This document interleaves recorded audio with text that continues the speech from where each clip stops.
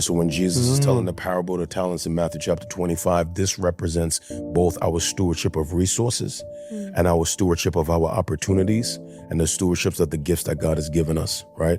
The last man who had a talent, he went and dug a hole and put it in the ground.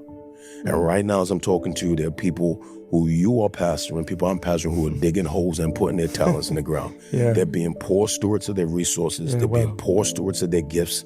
They're being poor stewards of their opportunities. Now, this is crazy to me because if you've ever dug a hole, I have. It takes work to dig a hole. So you're still being active.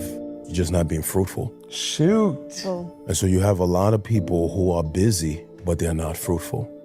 They are active, but they're not fruitful. They are digging holes, but not using what God has given them. So if you're gonna dig a hole, you might as well be fruitful. We need to encourage more people to put the shovel down and start using what God gave them for the glory of Christ. In whatever sphere of influence you are, use what God has given you for the glory of Christ. And don't handcuff it to the four walls of a church gathering, man. If you're a school teacher, be faithful there.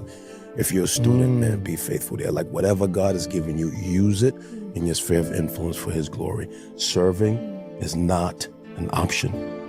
It is a calling and incumbent upon every child of God has been called to serve the body of Christ and serve others in some capacity. Nobody gets a pass on serving.